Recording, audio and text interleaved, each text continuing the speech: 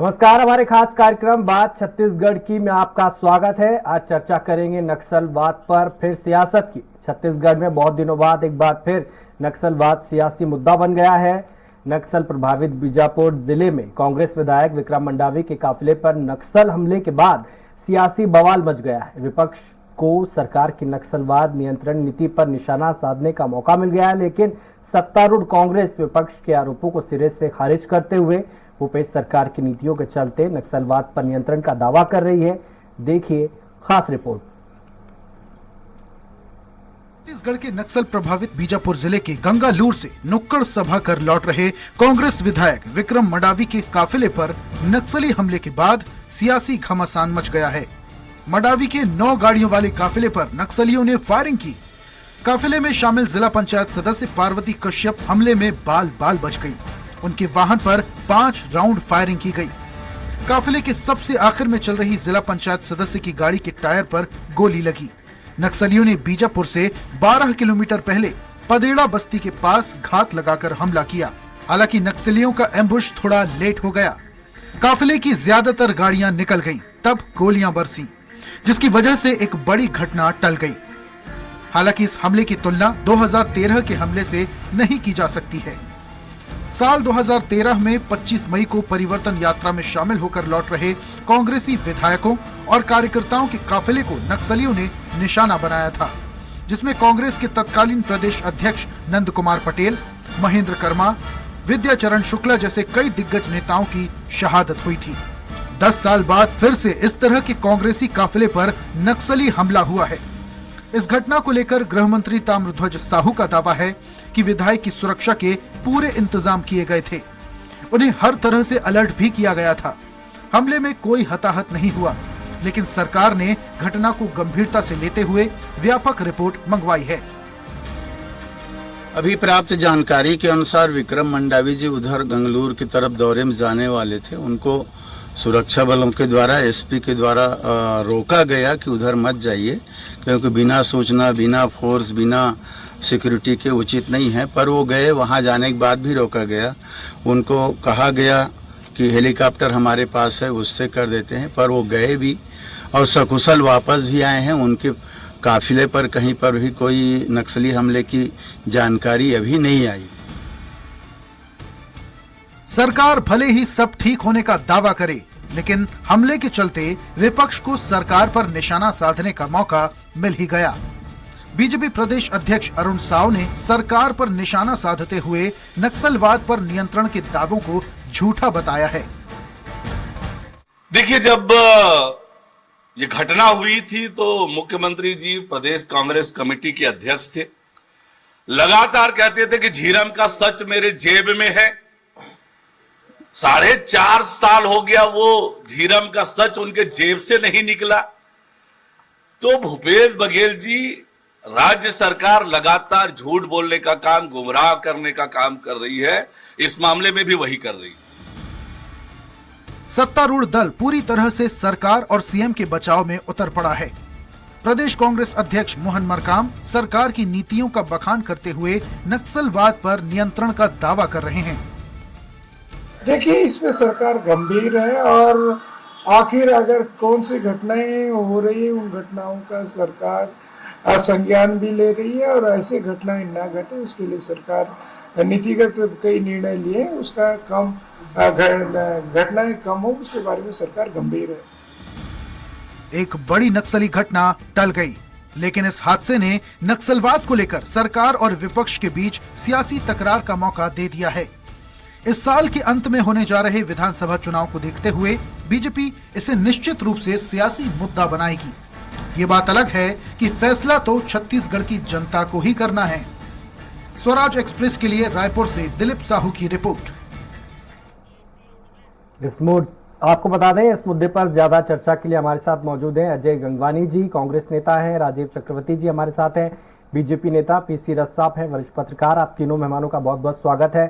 पहला सवाल मेरा अजय जी से। अजय जी, जब सब कुछ ठीक था, सुरक्षा जो थी चाक चौबंद थी, एसओपीज को फॉलो किया गया था, तो हमला कैसे हो गया? देखिए, 2 से 3 बातें कहना चाहूंगा जो बहुत महत्वपूर्ण है। जो मुख्यमंत्री ने लगातार आला अधिकारियों की बैठक ली थी, डीजीपी को दिशा निर्देश दिए थे, डीजीपी व्यक्तिगत रूप से वहां पे बस्तर के सारे क्षेत्रों में पहुंचा। उन्होंने स्पष्ट रूप से दिशा निर्देश दिए, कोई भी नेता या कोई भी विधायक, कोई भी जनप्रतिनिधि, चाहे वो किसी भी पार्टी से जुड़ा हो, चाहे कांग्रेस से हो, चाहे भारतीय जनता पार्टी से, अपने बस्तर दौरे की पूरी जानकारी पुलिस के आला अधिकारियों को दे, पूरी सूचना दे, उसके बाद दौरे पे जाए, ताकि उसके सुरक्षा के पुख्ता इंतजाम किए जा सके। कहीं ना कहीं अगर ये विक्रम मंडावी जी की बात करूं, उनको भी एसपी ने व्यक्तिगत रूप से कहा था कि आप जब जाना चाह रहे हैं तो पहला उन्होंने ये भी कहा कि पूरी जानकारी दे, और दूसरा उन्होंने ये भी कहा कि हम हेलीकॉप्टर आपको उपलब्ध कराते हैं, क्योंकि सेंसिटिव एरिया है, आप हेलीकॉप्टर के माध्यम से जाए। कहीं ना कहीं जो ये परिणाम है, थोड़ा सा व्यक्तिगत जो है लापरवाही का भी कहा जा सकता है, परंतु देखिए सबसे महत्वपूर्ण यह है कि एनसीआरबी, नेशनल क्राइम रिपोर्ट के आंकड़े जो स्पष्ट बता रहे हैं कि इन 4 सालों में नक्सली घटनाओं में 60% की कमी आई है, नक्सली शहादत में 52% की कमी आई है। ये वही भारतीय जनता पार्टी है, जब 2003 में सरकार में आए थे तो नक्सलवाद सिर्फ 3 लोगों तक सीमित था, उन्होंने खाद पानी देकर 14 जिलों तक पहुंचाया। पूर्व मुख्यमंत्री रमन सिंह अपने गृह क्षेत्र कवर्धा को भी सुरक्षित नहीं कर पाए। आज कहीं ना कहीं केंद्र सरकार ने केपीएस गिल, जो नक्सल स्पेशलिस्ट है, उसको छत्तीसगढ़ भेजा, लेकिन कहीं ना कहीं सारे मीडिया में चर्चा में रहा भाजपा नेता पूर्व मुख्यमंत्री क्या कहते रहे। आऊंगा राजीव जी आपके पास। कहीं क्या नक्सलवाद के लिए क्या सोच है, क्या नजरिया है, इस बात का स्पष्ट प्रमाण है। दूसरी बात देखिए, सबसे महत्वपूर्ण यह है कि हमने जो है लगभग बस्तर के 590 गांव को नक्सलियों से मुक्त किया है, जो लगातार सैकड़ों स्कूल बस्तर में बंद किए गए थे। इन सुदूर संवेदन क्षेत्रों में 314 स्कूलों को शुरू किया। 196 गांव जहां बिजली नहीं थी, सड़क नहीं थी, उन 196 गांव में बिजली पहुंचाने का काम किया। दूसरी बात 54 माह सुरक्षा ठीक है अजय जी, आऊंगा, मैं करूंगा राजीव जी का। राजीव जी जी निवेदन है। देखिए सबसे महत्वपूर्ण यह है कि 54 सुरक्षा बल के जो कैंप स्थापित किए गए हैं, हर 5 किलोमीटर में हमारे राज्य सरकार का टारगेट है कि सुरक्षा बल के कैंप को लगातार नक्सलियों के क्षेत्रफल में जो कमी आ रही है, ये घटना उसका नतीजा है, ये उनकी जो बौखलाहट है उसका नतीजा किस प्रकार की घटनाओं को परिणाम दे रहे हैं। तो ये हमारे विश्वास, विकास और सुरक्षा को लेकर विजय जो हम काम कर रहे हैं, आज लगातार नक्सली क्षेत्रफल में कमी आ रही है, नक्सली घटनाओं में कमी आ रही है, नक्सली शहादत में कमी आ रही है। ये छोटी सी घटना दुर्भाग्यजनक है, लेकिन किसी प्रकार से कोई हताहत नहीं हुआ, ये सबसे महत्वपूर्ण। ठीक है राजीव जी, नक्सलवाद स्टेट का भी इशू है, सेंट्रल का भी इशू है, आपको तो इस विषय पे राजनीति करनी ही नहीं चाहिए, क्योंकि अमित शाह ने बोला कि नक्सलवाद का खात्मा होने जा रहा है, उसके बाद अगले दिन ही घटना हो जाती है। जी जी जी विजेंद्र जी, चाहे सीमा पार आतंक हो, हरा आतंक हो जम्मू कश्मीर का, या देश के अंदर आतंकवादी घटनाएं हो, या लाल आतंक हो, जो रेड कॉर्पेट बिछा हुआ है, जो रेड कॉरिडोर है, और ये एक बहुत बड़ी अंतर्राष्ट्रीय समस्या। देखिए पड़ोसी देश नेपाल में तो ऐसा हो गया है कि वो नक्सलाइट जो थे वो अंतोगत्वा बैलेट पेपर के ऊपर विश्वास किए और दोबारा प्रचंड बहुमत से वहां के प्रधानमंत्री बन गए। तो ये जो देखिए तो अंतर्राष्ट्रीय समस्या है। और जो रेड कॉरिडोर है पशुपति से तिरुपति तक का, वो बहुत पहले से बिछा हुआ है। उसकी अगर बात करें तो 50 डिबेट भी कम पड़ जाएंगे। क्यों ऐसा हुआ? क्योंकि जो भूमि बंदोबस्त कानून था कांग्रेस सरकार का कि जमींदार और बड़े बड़े जमींदार होते गए और गरीब और खेतीहर मजदूर होते गए, तो ये उर्वरा खाद्य शक्ति कांग्रेस पार्टी ने पिछले 65 वर्षों से दी।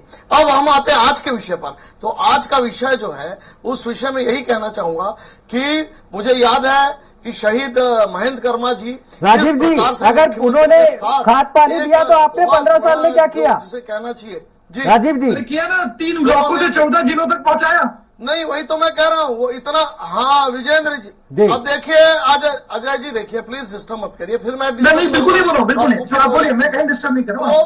तो जो हमारे महेंद्र कर्मा जी, महेंद्र कर्मा जी और डॉक्टर रमन सिंह जी ने मिलकर इसका मुकाबला किया और सलवा जुल्लूम का भी आंदोलन चलाया। अब देखिए ये अंदरूनी समस्या आप आइडेंटिफाई नहीं कर सकते कि कौन ग्रामीण है कौन नक्सलाइट है, ये बड़ी, उसमें आप ऑपरेशन भी नहीं कर सकते। तो लेकिन उसके बावजूद भी अमित शाह जी आए और उनकी बहुत प्रयास है। कोंडागांव जो जिला है उसे मुक्त किया जा चुका। धीरे धीरे हम पाएंगे, लाल आतंक से मुक्ति पाएंगे और इसके ऊपर राजनीति नहीं होनी चाहिए। लेकिन कांग्रेस पार्टी जब जो संयुक्त आर्म्ड फोर्स की बैठक होती है तो मुख्यमंत्री जी ने 2 बार उसका बॉयकॉट किया। ये बहुत गलत बात है, इसमें राजनीति नहीं होनी चाहिए, हमको मिलकर लड़ना चाहिए। मैं तो कहता हूं बिल्कुल, कोई कांग्रेस कोई भाजपा नहीं, हमको मिलके जिस प्रकार से कैंसर की लड़ाई होती है, सर्जरी भी होती है, कीमोथेरेपी भी होती है, रेडिएशन भी होती है, तो कहीं पुनर्वास की नीति अपनानी पड़ेगी, कहीं पर हमको एक साथ मिलकर इसको मिलके उनको बाहर निकालना पड़ेगा, मान से निकाल के मारना पड़ेगा, हमारे इंटेलिजेंस को मजबूत करना पड़ेगा। लेकिन कांग्रेस पार्टी कहती थी कि हमने मुक्ति पाली। और राजीव जी आऊंगा, मैं ओपनिंग रिमार्क के लिए जाऊंगा रथ साहब के पास। रथ साहब, हमने भी अपने शहीदों को नक्सलवाद पुरानी समस्या है। जब एमपी के साथ छत्तीसगढ़ था तब भी ये समस्या थी। अभी 23 साल हो गए हैं लगभग राज्य को बने हुए, अभी भी समस्या बरकरार है। इसका समाधान क्यों नहीं हो पा रहा है?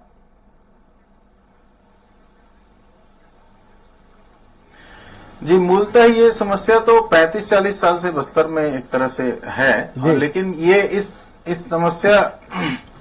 समस्या को लेकर के जितने भी प्रयास अभी तक हुए हैं, उन प्रयासों में सबसे महत्वपूर्ण बात जो है कि जो जनता का विश्वास जीतने वाली बात है, वो काम सरकारें उस तरह से नहीं कर पाई हैं जी। और जो आदिवासी इलाके हैं जो कनेक्टिविटी से, मेन कनेक्टिविटी से दूर हैं जी, उन इलाकों में स्वास्थ्य की सुविधाएं, शिक्षा की सुविधाएं और सड़कें उस तरह से नहीं बन पाई हैं, जिसके कारण जो है वो, और लैंग्वेज बैरियर बहुत बड़ा है, क्योंकि ज्यादातर आदिवासी इलाके गोंडी में वो लोग वार्तालाप करते हैं और हमारे जो प्रशासनिक अधिकारी हैं और बहुत सारे हमारा जो नीतियां हैं, वो सारी चीजें गोंडी में उस तरह से उनसे कम्युनिकेशन करने में असमर्थ हैं। तो इस कारण से वो जो अपनी समस्याएं हैं उसको अपनी भाषा में सरकार के पास रख नहीं पाते हैं, जिसके कारण वो जो नक्सल तत्व हैं उनके करीब ज्यादा पहुंच जाते हैं। और ये सिलसिला चलता आया है पिछले 3 दशकों से। और सरकार अपना विश्वास कायम करने में इसलिए कमजोर रहती है कि बीच में ऐसी कोई घटनाएं हो जाती हैं। अक्सर देखेंगे आप, चुनाव के आसपास राजनीतिक दलों के व्यक्तियों पे हमले होते हैं। तो डेमोक्रेटिक, अगर लोकतंत्र को गांव तक पहुंचाना है तो लोकतंत्र को सही तरीके से बचाते हुए, ठीक है, जो गांव के लोग हैं उनको उस तरह से स्पेस देते हुए वहां तक सरकार को पहुंचना होगा। कहीं न कहीं उसमें कुछ कमी होती है, जिसके कारण नक्सल तत्व तो हावी होते हैं। ठीक है जी जी जी। अजय जी, आपने एक फिल्म देखी होगी, वो नक्सलवाद के ऊपर बनी है, न्यूटन फिल्म का नाम है, आपने जरूर देखी होगी जी। जो रथ साहब बोल रहे हैं कि उनका पार्टिसिपेशन ही नहीं हो पाता है, तो वो सरकार पे भरोसा कैसे करेंगे? देखिए विजय जी, बहुत महत्वपूर्ण प्रश्न आपने पूछा है। देखिए 3 सबसे महत्वपूर्ण बातें आपके चैनल पे कह दूं। सबसे पहले, कांग्रेस सरकार ने, जैसी हमारी सरकार बनती है, विश्वास, विकास और सुरक्षा। अभी पीसी नजी वरिष्ठ पत्रकार, उन्होंने विश्वास की बात की है। कहीं ना कहीं देखिए विश्वास इसलिए समाप्त हो रहा था क्योंकि लगातार नक्सली घटनाएं भारतीय जनता पार्टी के 15 साल में होती रही। एनसीआरबी के आंकड़े इस बात के स्पष्ट प्रमाण है कि नक्सली घटनाओं में कमी आ रही है। एक छोटा सा उदाहरण, जगरगुंडा इतना इंटीरियर क्षेत्र था, आज कोई व्यक्ति जाने में डरता था। आज 15 अगस्त के दिन वहां पे झंडा फहराने में हमारे मुख्यमंत्री और हमारी टीम पूरी सफल रही। तो ये इस बात का स्पष्ट प्रमाण है। दूसरी देखिए, सबसे प्रमुख बात यह है कि भारतीय जनता पार्टी दिखावे के लिए नक्सलवाद की विरोध करती है। आज इनके जगत पुजारा, जो भारतीय जनता पार्टी को उपाध्यक्ष थे, 10 साल तक सामान को सप्लाई करते हुए पकड़ाते हैं। आज जो भानु प्रताप ठेकेदार थे, धर्मेंद्र चोपड़ा, वो इनके सांसद सोहन पोटा की गाड़ी से एयरपोर्ट से गिरफ्तार होते हैं। तीसरी चीजें, सबसे महत्वपूर्ण बात, 2013 में भारतीय जनता पार्टी के नेता शेरदयाल तोमर की हत्या हुई। पोनियल लिंगा को गिरफ्तार किया गया। पोनियल लिंगा ने पूछताछ में स्पष्ट स्वीकार किया कि भारतीय जनता पार्टी के नेताओं से साठगांठ की। पहली बात, 2019 में भारतीय जनता पार्टी के तत्कालीन विधायक भीमा मंडावी की हत्या होती है। आज इन्हीं की मांग के बाद उसकी जांच हम एनआईए को सौंपते। 4 साल हो गए, आज एनआईए उसकी जांच क्यों नहीं कर रही है? आज किसको बचाने का प्रयास किया जा रहा है? तीसरा सबसे महत्वपूर्ण तथ्य, 25 मई 2013 को कांग्रेस ने अपने 32 नेताओं को, पहली पंक्ति के नेताओं को खोया। वहां नक्सली नाम पूछ कर, नंद कुमार पटेल जी कौन है, महेंद्र कर्मा जी कौन है, ढूंढ कर गोली मार के हत्या की गई। ये टारगेटेड किलिंग थी। इसमें 5 तथ्य सबसे महत्वपूर्ण है। 2013 में रमन सिंह ने विधानसभा में इस बात को कहा कि इस घटना की जांच हम सीबीआई को सौंपेंगे। 2013 से 2018 रमन सरकार ने सीबीआई को पत्र क्यों नहीं लिखा? आखिर किसको बचाने के लिए, किसके नेतृत्व में, किसके इशारे पर बचाने का प्रयास? पहली बात। दूसरी बात, धर्मलाल कौशिक जो नेता प्रतिपक्ष थे, जिनका दायित्व था कि सुपारी किलिंग के पीछे कौन, इस बात का पता लगाए, वो जाके हाईकोर्ट में पीआई लगाते कि आज उसकी डीएम की जांच को रोका जाए। आखिर किसके इशारे पर किसको बचाने के लिए? दूसरी बात। तीसरी बात, एनआईए लगातार कई बार निवेदन के बाद भी आज एसआईटी को केस की डायरी देने के लिए तैयार नहीं है। कभी वो कहती है जांच पूरी हो गई, कभी कहती नहीं होती। आज हीरम की जांच थाने में 4.5 साल से आपकी सरकार है, ये सारे सवाल तो बेमानी हो जाते हैं क्योंकि आपने कुछ नहीं करा झीरम घाटी कांड पर। विजय जी, बहुत अच्छा प्रश्न है आपका। ये आपका भी मैं कंफ्यूजन दूर कर दूं। आप समझ लीजिए, आज पूरे संविधान में, कानून में प्रावधान है, किसी भी मामले की जांच अगर कोई केंद्रीय एजेंसी कर रही है तो जब तक केंद्रीय एजेंसी की जांच कंप्लीट नहीं हो जाती उस पर राज्य सरकार की एजेंसी जांच नहीं कर सकती। यही इस बात का फायदा उठा रही केंद्र की मोदी सरकार, क्योंकि एनआईए शांत हो रही है। एनआईए बार बार क्या करिए, हमारी जांच जरूरी है। जब तक एनआईए की जांच नहीं होगी तब तक एसआईटी जांच नहीं कर सकता। इस बात को बहुत अच्छे से समझ रहे। जानबूझ के देखिए 2013 से 2018 रमन सिंह सरकार, वर्तमान मोदी सरकार लगातार जांच को बाधित करने का प्रयास। राजीव जी शब्द नहीं बोले तो मैं इस प्रकार से करेंगे आपको। मेरा निवेदन आपसे, मैंने डिस्टर्ब नहीं किया, गलत तरीका है। मैं कंप्लीट करूं पहली बात विजय जी। दूसरी बात देखिए एनआईए बहुत महत्वपूर्ण तथ्य रखूंगा। आप लगातार बोल रहे हैं, धारावाहिक बोल रहे हैं, ऐसा लग रहा है ये भाषण है, डिबेट नहीं है। आप अपने बात को संक्षिप्त में कहिए। आपकी तथ्य जो है बौखलाहट दिखा रहे हैं। मैं कंप्लीट करूंगा कंप्लीट। आखिरी सबसे महत्वपूर्ण तथ्य उपलब्धि बता रहे हैं, आखिरी सब ऐसा नहीं होता। मेरा निवेदन है, मौका दीजिए ना, पूरा समय खा रहे हैं। विजयन जी आपका दायित्व है इनको शांत कराने का। जी जी जी मैं आखिरी कंप्लीट करूं। सबसे महत्वपूर्ण जो बात है, एनआईए ने मार्च 2014 में जो चार्जशीट पहले दाखिल की उसमें गणपति और रमन्ना सबसे मुख्य आरोपी थे। मई 2014 में सरकार बदलती है, यूपीए की जगह मोदी सरकार। अगस्त 2014 में जो नई चार्जशीट पेश की गई उसमें गणपति और रमन्ना दोनों को हटा दिया गया। आखिर किसको बचाने के लिए, किसके दबाव में? ये सारी चीजें सीबीआई को आप जांच नहीं सौंपते, धर्मलाल कौशिक पीआई लगाते हैं, एनआईए जो है गणपति रमन्ना का नाम हटा देता है। ये सारे इस बात के प्रमाण है। अजय भाई आपके पास इसमें सारगांठ थी और बचाने के लिए साजिश और षड्यंत्र कर रहे हैं। ठीक है मैं रुक करूंगा राजीव जी का। राजीव जी, आप झीरम घाटी में जो हुआ उसके लिए ये रमन सरकार कुछ जिम्मेदार ठहराते हैं। अगर विक्रम मंडावी के साथ कुछ हो जाता तो क्या भूपेश बघेल जिम्मेदार होते? राजीव जी देखिए, नक्सल यही अंतर है भारतीय जनता पार्टी और कांग्रेस में। हाँ विजेंद्र जी सुन लीजिए, कांग्रेस पार्टी क्या कहती है कि हमारे नेता अगर फायरिंग में मारे जाते हैं तो शहीद है, और भाजपा के नेता मारे जाते हैं तो उनकी अपने गलती से। मैंने देखिए आपकी सोच है, ये आपकी सोच है। मैंने राजनीतिक नीचता की पराकाष्ठा है, और ये नहीं आपके पार्टी की सोच है। इसलिए आप अभी तक झीरम की घटना में कौन जिम्मेदार है? क्यों आप लोग झीरम घाटी का राजनीतिक फायदा लाने के विरोध में है। आप मुझे बोलने दीजिए, क्योंकि नहीं, वो विषय क्या थे? वो विषय थे आप लोग भारतीय जनता पार्टी को टारगेट बना रहे थे। आप चाह रहे थे कि हमारे शहीदों के बल पे हम सरकार बना लें, हम भारतीय जनता पार्टी की पूरी लीडरशिप को बंद कर दें। तो ऐसा नहीं होता। रामलाल जी ने स्पष्ट किया किस बिंदुओं पे उन्होंने पीआईए लगाया। आप अपने मुख्यमंत्री आप ये बता दीजिए, आप बहुत मेरे दाएं जेब में प्रमाण है, मेरे बाएं जेब में प्रमाण है। कौन ने रोका है? अरे मुख्यमंत्री जी की पोल खुल गई है। नक्सली मामले पे कांग्रेस पार्टी की कलई खुल गई है। ये वही कांग्रेस पार्टी है जिसने प्रवीण बलदेव जी की हत्या करवाई, और हत्या करवाने के बाद वहां पर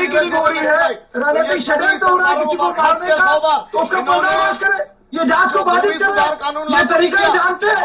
आज क्यों भारतीय जनता पार्टी के नेताओं की टारगेट किया? हमारा सीधा आरोप है, उनको बचाने का प्रयास किया जा रहा है। अजय जी मैं सुना ना आपका भाषण।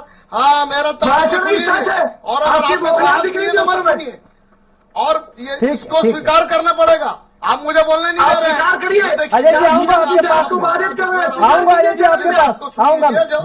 राजीव जी को बोलने दीजिए। अरे बड़ा मुश्किल है। आपके बारे में भी मैं चुपचाप सुनता रहा हूं। मैं, आप मुझे बोलने नहीं दे रहे हैं। व्यवधान उत्पन्न राजीव जी आपने और सच्चाई को स्वीकार करो। प्रभावित बोल रहे थे तो मैंने कहा शॉर्ट में बोलिए। तो आपके मुख्यमंत्री जी सौंपते क्यों नहीं है? जो कहते थे मेरे बाएं जेब में है, मेरे दाएं जेब में साक्ष्य, वो साक्ष्य क्यों नहीं लाते? क्योंकि झूठ बोलते हैं। क्योंकि एनआईए चाहती नहीं कि तक पहुंचे। किसको सबूत है? मुख्यमंत्री जी बता दीजिए। वो राजनीतिक बताइए आप। भारतीय जनता पार्टी क्या करिए? 10 साल तक एनआईए क्या की बता दीजिए। नक्सलाइट घटना है, जो पूरी तरह से नक्सलाइट घटना है। नक्सलियों के उन्मूलन के लिए जो अमित शाह जी ऑपरेशन चला रहे हैं। विजय जी मेरे को 10 सेकंड दीजिए, 10 सेकंड। आऊंगा आपके पास, आपके पास जाऊंगा, उसके बाद आपके पास आऊंगा। साथ देना पड़ेगा, लेकिन ये नहीं कर रहे हैं। राजीव जी नहीं दे रहे हैं। ठीक है, और ये आऊंगा आपके पास की जगह राजनीतिक फायदा लेना चाहती है। ठीक है राजीव भाई, कांग्रेस की कलाई खुल चुकी है। ठीक है। अरे आप लोग साजिश और षड्यंत्र करते हैं सुपारी किलिंग का। जी मैं आऊंगा, रस साहब के पास जाऊंगा। रस साहब, झीरम घाटी में जो हुआ उसके लिए रमन सिंह सरकार जिम्मेदार है। अगर विक्रम मंडावी के साथ जो हुआ है उससे तो एक चीज स्पष्ट है कि सरकार जो पिक्चर दिखाती है कि जितनी उजली है उतनी पिक्चर उजली नहीं है। समस्या तो बरकरार है नक्सलवाद की। रस साहब जी, नक्सल समस्या दरअसल ऐसी समस्या नहीं है जिसको एक टाइम पीरियड में या 1 साल में 1.5 साल में समाधान कर दिया जाएगा। इस तरह के जो राजनीतिक दावे किए जाते हैं ये इसका नुकसान है। जब भी अभी पिछले दिनों जो अमित शाह जी ने बैठकें की और उसके बाद जो घोषणाएं की और उसके अलावा जो अलग अलग दावे कांग्रेस की तरफ से भी होते हैं कि हमने बहुत कुछ नियंत्रण कर लिया है और हम उस पर बिल्कुल काबू पा लेंगे, तो इन दावों के कारण वो नक्सली फिर से अपनी गतिविधियां बढ़ा देते हैं। वो अपने परफॉर्मेंस दिखा के फिर ये साबित करते हैं कि नहीं अभी हमारे पास बहुत ताकत है और हम लोग राजनीतिक दलों पे विधायकों पे भी हमला कर सकते हैं।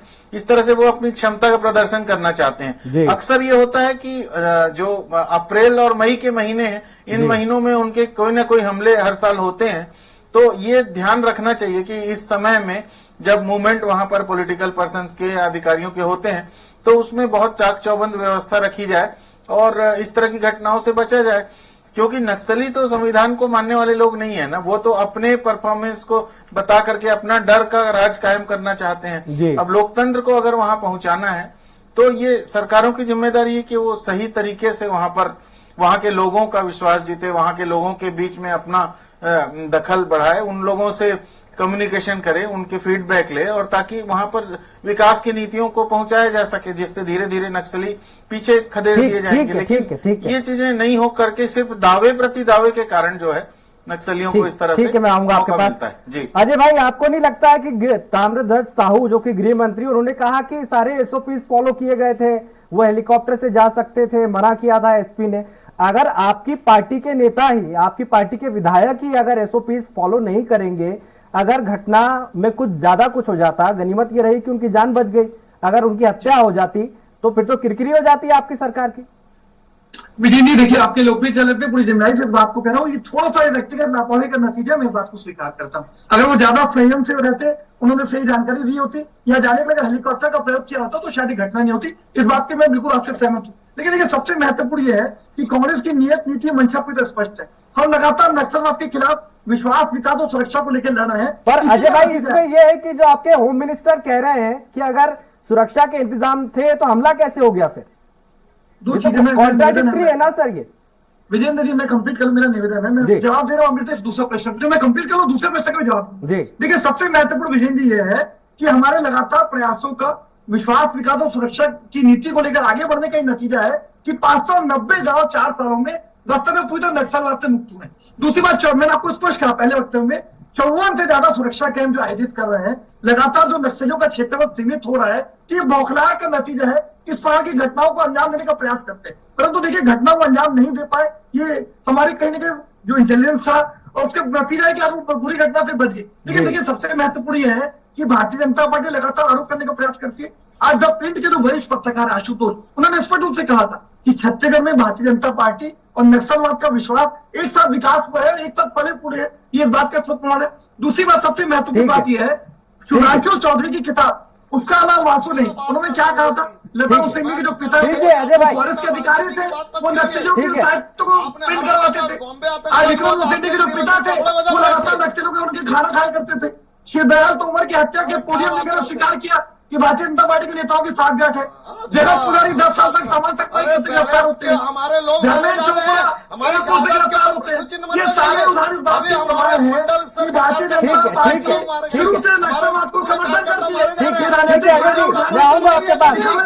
शहीदों का अपमान मत करिए, हमारे लीडरशिप को भीमा मंडावी जी मारे, इसीलिए कांग्रेस पार्टी राजीव चौधरी की किताब पूरी राजीव जी, समय की कमी, एक छोटा सा कमेंट। अरुण साहब ने बोला है कि सरकार नक्सलवाद के मुद्दे पर झूठ बोलती है, मंडावी की शहादत का अपमान करते हैं। उसका नाम वासु नहीं, किताब पढ़ लीजिए राजीव जी, आपकी तरफ से कोई विरोध नहीं। राजीव जी, हमने कभी नहीं कहा राजीव जी, अरे आपके पार्टी में तो लोग, अरे भीमा मंडावी की हत्या हो जाती है, नहीं कोई जांच करे।